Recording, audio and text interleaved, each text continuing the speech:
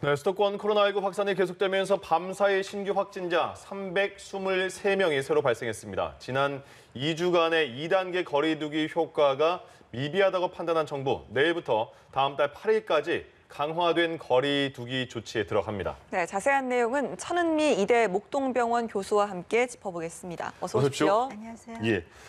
최근에 한 400명대까지 일일 신규 확진자가 증가했다가 뭐 이틀 300명대 그렇게 많이 줄었다고 볼 수는 없는 상황이잖아요, 사실. 네. 그런데 수도권은 계속해서 확진자가 제일 많이 나오고 있습니다. 지금 추세 어떻게 판단하십니까?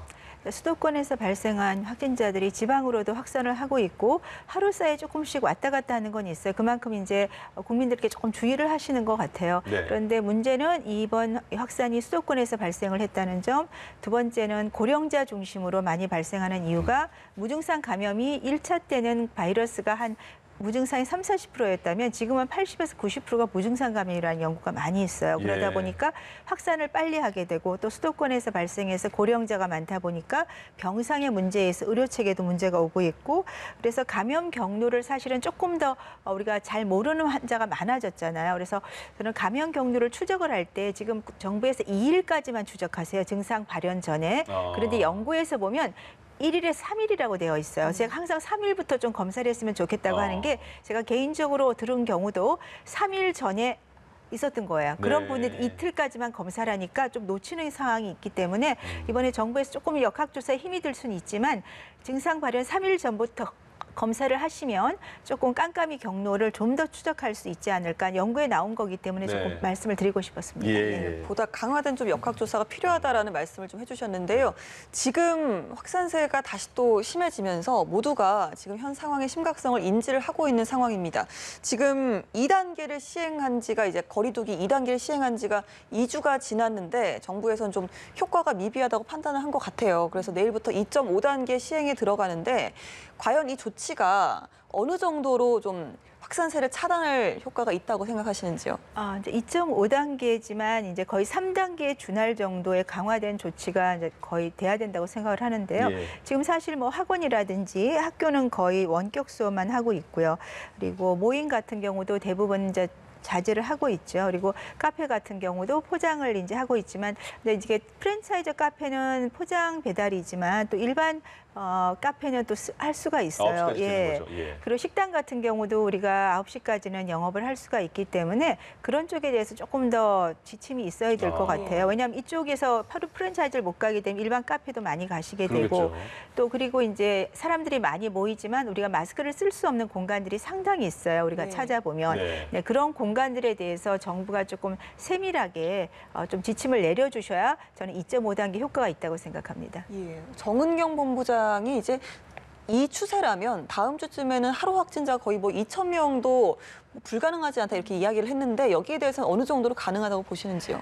지금 상태에서 이거 확산세가 멈추지 않으면 2,000명도 가능하다는 얘기고요. 네. 그래서 지금 오늘부터 이제 2.5단계로 하시는데 2.5단계를 할 때 우리가 중요한 것은 단계가 중요한 게 아니고요. 지금은 사실은 우리가 모임이라든지 학교라든지 학원은 다 이제 원격이기 때문에 우리가 직장에 출근할 때 대중교통 이용이라든지 그다음에 직장에 있으면서 마스크 착용을 얼마나 잘하냐가 문제인데 예. 최근에 연구해 보면 또 이렇게 항상 대중교통이 사실은 굉장히 걱정됐던 네. 거거든요. 그게 아마 감염 경로에도 지금 좌우를 한다고 나와 있기 때문에 우리가 대중교통을 사용할 때는 꼭 마스크 착용을 철저히 해주시고요. 예. 이 바이러스가 과거에 비해서 바이러스 양이 검출이 많고 그다음에 전파력도 거의 10배 가까이 됩니다. 예. 그리고 지금 보시면 무증상 감염자들이 이런 노숙자라든지 이런 곳에 사실은 굉장히 많이 있는데 아직 그쪽은 우리가 검사를 안 한 것 같아요. 네, 그런 네. 쪽을 통해서도 지금 전파가 되고 있는 거를 조금 검사를 해주시면 좋을 것 같고요. 예. 아까 말씀드린 대로 역학조사를 좀 3일 이전부터 해보시면 조금 더 도움이 될 것 같고 네. 제일 중요한 거는 이 2.5단계에서 우리 국민들께서 모임 자제나 마스크 착용을 철저히 하시면 이 바이러스 특성상 일주일 정도가 지나면 감염력이 떨어지기 때문에 어느 정도 확산세는 줄 수 있다고 생각합니다. 그렇군요. 800명에서 다음 주 하루 신규 확진자가 800명에서 2,000명이 될 수도 있다는 말은 정은경 본부장의 생각이 아니고 정은경 본부장이 감염병 전문가들의 말을 들으니까 이렇더라 이렇게 전해줬다는 그런 말씀을 드리고요. 최근에 코로나19 때문에 사망까지 간 분들이 조금씩 더 생기고 있는 것 같습니다. 어제도 5분이 사망을 한 것 같고 그리고 사망한 다음에도 확인해 보니까 코로나19 확진이 된 분도 계시고 그래서 취약한 고령층의 환자에 대한 치명률이 점점 걱정인 상황인데요. 그러면 위중증 환자도 되게 많은 것 같고 중상자에 대한 그런 코로나19 확진자 중에서요. 병상 확보나 아니면 병원 관리 시설은 제대로 지금 확보가 돼 있는지 궁금합니다. 네, 초기와 달리 이번 확산세가 문제는 중환자가 많이 생기는 거죠. 네. 고령자층이고 지금 대부분 사망자가 거의 기저질환을 가지고 있는 60대 이상이세요. 예. 그리고 어제 같은 경우는 5분이 지금 사망을 하셨는데 진단을 받기도 전에 사망한 경우에 이제 또 안 경우도 있죠. 그만큼 이 코로나19가 고령자 기저질환자한테는 3, 4일이 지나면서 굉장히 악화가 되시고 대부분 9일, 10일 이내에 사망을 하시는 걸로 연구가 돼 있어요. 예. 그렇기 때문에 이제 고령자 중심을 치료를 하게 되면 분명히 병상은 확보가 많이 돼야 되고 또 굉장히 여러 인력이나 자원이 필요한 중환자 격리 병상 같은 경우는 지금 상태에서 더 확보를 하기 상당히 어렵습니다. 네. 그렇다면 우리가 확진자가 발생을 했을 때 이 확진자를 생활치료시설에 들어가실 분인지 병동에 입소할 분인지 중환자로 가실 분인지를 초기에 잘 분류를 해서 치료를 하는 것이 중환자로 가는 걸 줄일 수가 있거든요. 네. 근데 지금 보니까 갑자기 확진자가 많아지니까 생활치료시설에 들어가셔야 될 분을 그냥 집에서 자가격리를 시켜서 가족을 감염된다든지 생활치료시설이 아니라 병동에 입원해야 될 분을 생활치료시설에 같이 입소를 해서 증상이 나빠지게 하는 경우도 있고 그러니까 그런 것이 사실 의료진의 역량이 지금 조금 많이 부족하다는 거죠. 많이 네.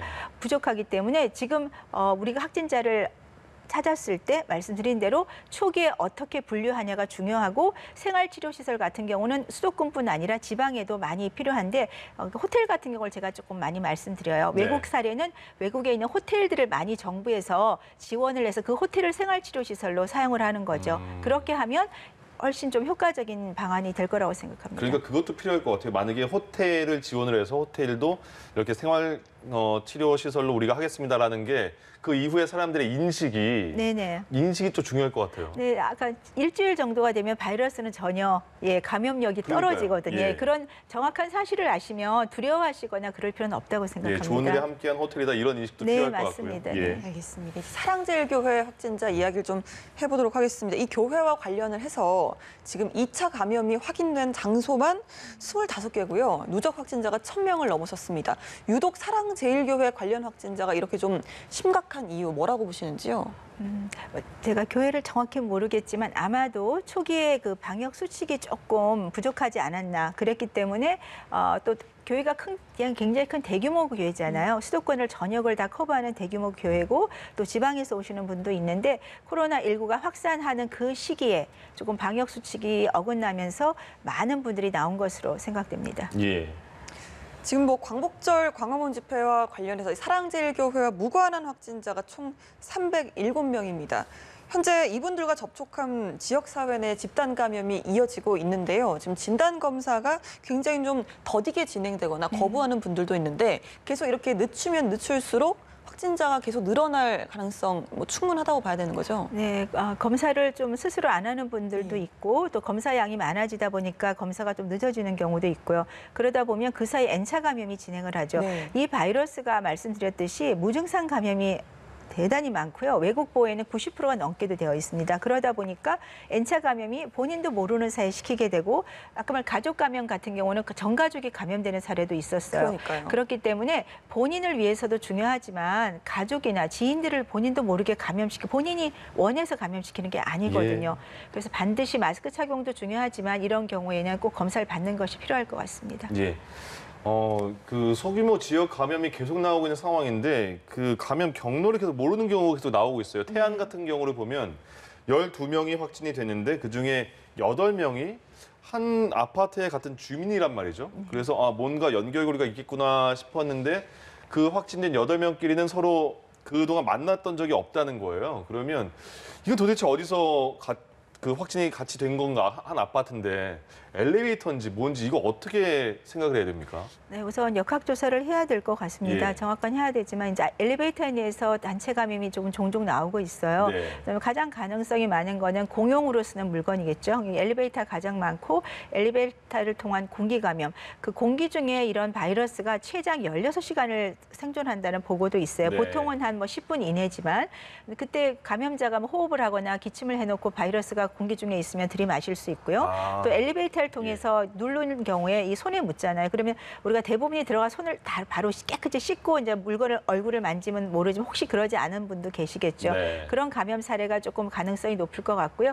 또 지금 이런 하수구라든지 환풍구를 통해서 그런 얘기도 나오고 있기 때문에 네. 그 사스라든지 독감 인플루엔자나 메르스 때도 약간 그런 경우는 있었어요. 하수구 쪽 그런 걸 통해서 그래서 한번 그쪽에 대해서는 이번에 좀 철저하게 검사를 통해서 알아봐야 될 것 같습니다. 그러니까 엘리베이터를 만약에 탔다면 그 확진자 엘리베이터에 탔다가 만약에 기침을 하고 내렸다. 근데 바로 다음에 그 감염되지 않은 사람이 탔으면 그 상황에서도 감염이 가능하다는 거죠. 그렇죠. 바로 들이실 수 있고 기침을 하지 않아도 호흡을 하는 것만으로 바이러스 양이 거의 똑같이 나와요. 숨만 네. 들여마셨다 내쉬는 것만으로도요. 그렇죠. 그래서 우리가 코까지 꼭 마스크를 가리라는 얘기가 그 예. 얘기인데 특히나 이번에 바이러스는 초기 바이러스에 비해서 이 바이러스 양이 대단히 많이 나옵니다. 네. 예, 그렇다면 엘리베이터를 탈 때 마스크를 착용을 제대로 하더라도 감염될 수 있다는 말씀이세요? 마스크 착용을 나만 하면 상대편이 감염자면 저는 한 70% 감염이 됩니다. 그러니까 두 명이 다 마스크를 써야 되고 예. 확진자가 마스크를 썼는데 제가 안 썼으면 한 30%. 그러니까 네. 확진자가 쓰는 게 가장 중요하지만 양쪽이 다 쓰시면 거의 감염이 안 됩니다. 예, 혼자서 빈 엘리베이터를 타더라도 네, 꼭 맞습니다. 마스크를 좀 제대로 코까지 꼭 착용을 하셔야겠습니다. 예. 구로구에서도 이제 아파트 집단 감염이 좀 나왔습니다. 이쪽은 이제 확진자가 나온 7가구가 이제 수직으로 같은 라인에 있었다는 건데 사실 감염 경로를 두고 여러 가지 이야기가 나오고 있지 않습니까? 뭐 환기구 이야기도 나오고 있고요. 또 뭐 승강기 추측이 나오는데 환기구에서는 바이러스가 추출되지 않았다고 합니다. 네. 어떤 가능성을 또 점쳐볼 수 있을까요? 저는 초반에 들었을 때는 이제 엘리베이터가 가장 가능성이 많을 거다. 이제 예. 공용으로 쓰는 물건 가장 많이 쓰는 거죠. 그런데 이제 외국 사례를 봐서 지금 이제 아까 그 처음엔 환풍기라고 생각했지만 환풍기에서 나오지 않았고 네. 배수관이 조금 가능성이 있는 게 왜 배수가 그러냐면요. 어떻게 그럴 가능성이 있는 거죠? 예, 그게 이제 우리가 배수관 화장실 변기에 물을 내릴 때 굉장히 빠른 속도로 내려가죠. 네. 거기서 에어로졸이 형성이 돼서 그 예. 에어로졸이 타고 올라가는 거죠. 그러면서 이제 그것이 위층까지 이제 딱 올라갈 수가 있다고 하는데 지금 환풍기가 나오지 않았기 때문에 가능성은 조금 떨어질 것 같고요. 예. 이 사례도 마찬가지로 역학조사를 해야 되겠지만 엘리베이터 쪽이 조금 가능성이 있고 하지만 그 배수관 쪽에는 기존의 다른 사스 때나 그런 사례가 있기 때문에 그쪽도 한번 철저히 검사하는 게 필요할 것 같습니다. 그럼 홍콩에서도 배수관을 통한 감염 사례가 나오기도 했잖아요. 네, 그러면 그렇습니다. 엘리베이터 같은 경우는 아까 교수님께서 말씀해 주신 것처럼 뭐 마스크라든지 개인 방역이 분명히 좀 어느 정도 도움이 되죠. 필요하면 네. 예, 도움이 될 텐데 배수관을 통한 감염은 어떻게 차단할 수 있겠습니까? 그렇죠. 그거는 정말 어렵죠. 예. 우리가 알 수가 없으니까요. 네. 그래서 감염된 분들이 이제 증상이 이 코로나19도 마찬가지지만 이렇게 설사나 복통이 있어요.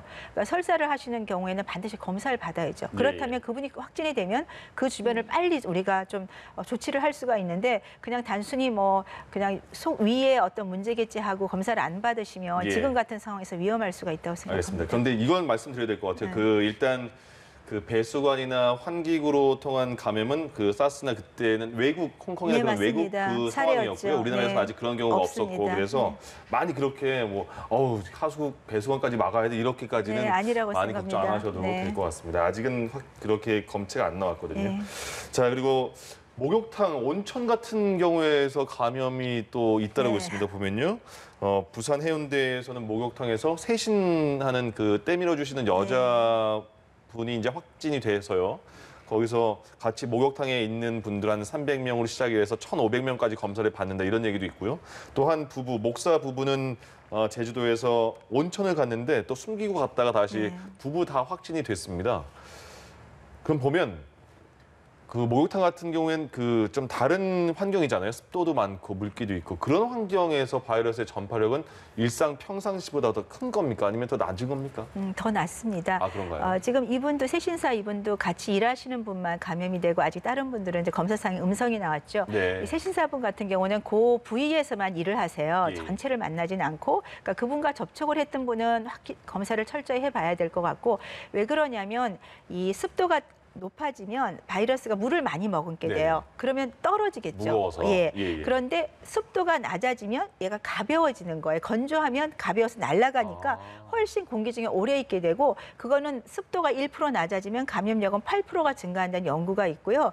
50개 도시를 연구를 했더니 습도가 30에서 50%가 가장 감염력이 높고, 예. 40% 이상이 되면 40에 60% 정도가 되면 바이러스가 습도를 많이 먹으면서 감염률이 떨어진다는 연구가 있습니다. 예. 그래서 이런 경우는 그래서 수영장이나 이럴 땐 감염력이 굉장히 떨어지지만 아. 수영장이나 이런 사우나 같은 데서 감염되는 경우 대부분 나와서 물이 아닌 곳에서 있다가 이제 감염되는 율이 높다고 그럼 생각합니다. 반대로 생각하면요, 이럴 수도 있겠네요. 요번에 그 파주 그 스타벅스 지점에서 감염이 많이 된 상황에서는 그때는 비도 많이 오고 습한 상황이었잖아요. 그러니까 이렇게 바이러스가 많이 떠다니진 않지만 그래도 모여 있어서 환기가 잘 안 되는 상황에서 모여 있으니까 더 잘 감염될 수 있다 이럴 수도 있는 건가요? 거기는 이제 공간에서 안에서 모여 있는 데다가 네. 밖에 습도는 높지만 안에는 에어컨이 돌고 아, 있었어요. 그러네요. 네, 그러니까 아. 다른 상황이었던 거죠. 그렇군요. 알겠습니다. 이렇게 좀 확산세가 심각해질수록 좀 치료제에 대한 네.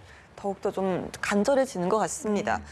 렘데시비르가 현재까지 155명에게 투약이 됐습니다. 최근에는 좀 폭발적으로 확진자가 급증하다 보니까 고령 환자에게 우선 투약 중이라고 합니다. 치료에 좀 어떤 효과가 있는지도 또 설명을 부탁드리겠습니다.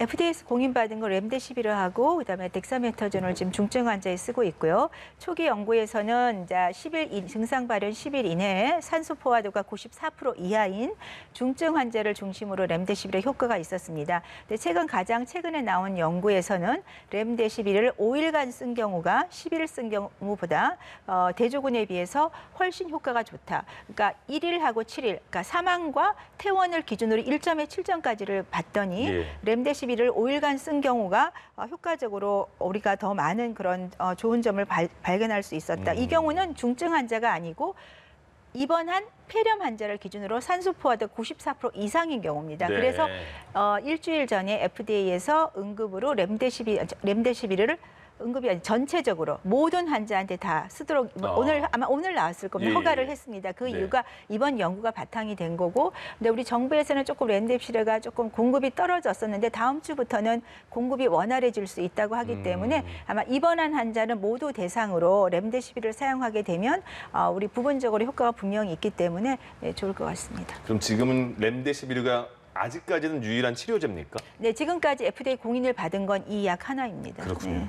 자, 그리고 그 혈장 공여를 많이 해 주십시오. 이렇게 보건당국에서 많이 얘기를 했거든요. 그래서 신천지 그때 확진됐다가 다시 완치가 된 그런 사람들도 굉장히 수백 명이 혈장을 공여했다 이렇게 말을 하는데 혈장 치료는 어떤 건지 그리고 혈장을 공여했다는 게 그럼 그 헌혈을 하면 거기에 혈장을 어디서 네. 추출하는 건지 궁금합니다. 효과도 궁금하고요. 네.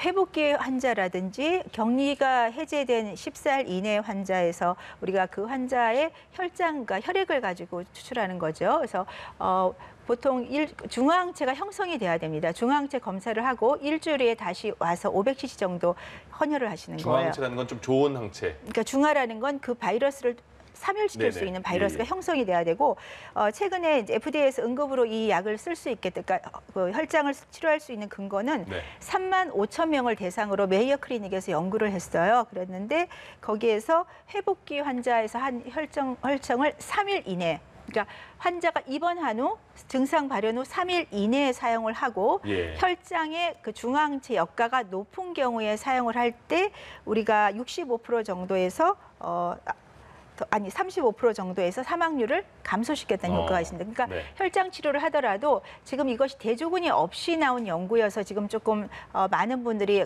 효과를 정확히 알 수 없다고 얘기를 하시는데 네네네. 또 그리고 이 혈장 치료제를 할 때는 3일 이내에 나중에 이거 투입을 하면 효과가 떨어진다고 되어 있습니다. 그래서 예. 그런 기준들을 조금 지켜야 되고 모든 사람에게 제공을 할 수가 없죠.